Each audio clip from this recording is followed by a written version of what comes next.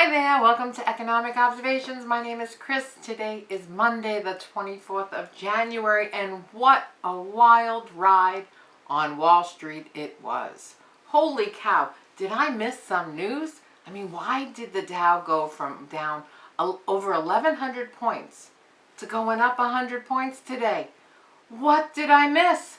I don't know. What happened? It was all about fear. Fear about Russia and the Ukraine, and fear about the Fed raising interest rates. Since the beginning of the year, the market has been down. And today, miraculously, over 1,000 points, the Dow. Even the NASDAQ was down 674 points today. 5%. It closed up 86. What the hell happened? Whew, was it the Fed? Was it the SEC? Was it just a bunch of sophisticated investors and the people with money bringing the stock market down, scaring people so they can buy the dip? What happened? We see today now, futures are all down again. This is like the wildest roller coaster, and it makes no sense at all. Makes zero sense. But listen, the Fed has to raise interest rates. That is a given.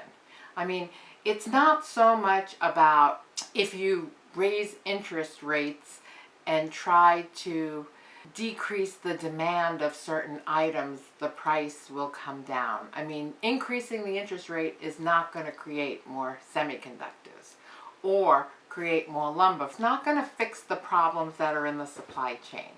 It's going to decrease the valuation of assets. Rents are out of control. The price of houses are out of control. The prices of these stocks and cryptos are out of control with no fundamental values. I've been talking about fundamental values. Once you raise the interest rate, the housing market has to adjust because people have a fixed monthly payment that they can pay. And if the interest rate gets high, people won't buy homes. But what the hell happened today? Can someone explain that to me? Because I'm missing something here. It was utter chaos. A collapse is imminent. When they say that they need to rein in inflation, it's not just about the eggs that you buy at the supermarket. And the stock market is the biggest holder of these inflated assets. And when it goes down, it's going to be ugly. It's going to, I don't know. I thought it was just, since the beginning of the year, and no one knows what's going to happen, and no one has that crystal ball. But today it was like a magic wand was waved, and all of a sudden nobody was talking about Russia anymore, and there was no fear of interest rate hikes. Fear is what drove the market down. It was truly the threat that the Fed is going to raise interest rates. And this is not going to happen till March. But that threat and the psychology of humans created that market to go down. They were scared. They were even scared that, war is going to break out, or there's going to be some easiness in Russia and Ukraine. It was all based on fear and the psychology of the human brain. When people get scared, they want to pull out. When people are confident and euphoric kicks in, they invest in it because they think there's no downside risk. Gold was up $11 today. Cryptos ended up a little bit higher today. But when this bubble pops, and folks, it has to pop. It has to pop. We are going to see some really tough times. I was reading today, too, in the Economic Policy Institute, that the state of working America, and this goes back to 2019, the story of a slow, uneven, and unequal wage growth over the last 40 years. Slow wage growth and rising inequality has been the norm over the last 40 years.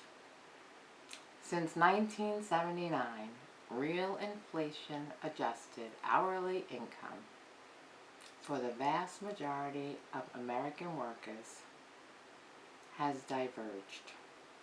The increase has been 32 cents. 32 cents an hour. it's funny because my son has a fairly good job.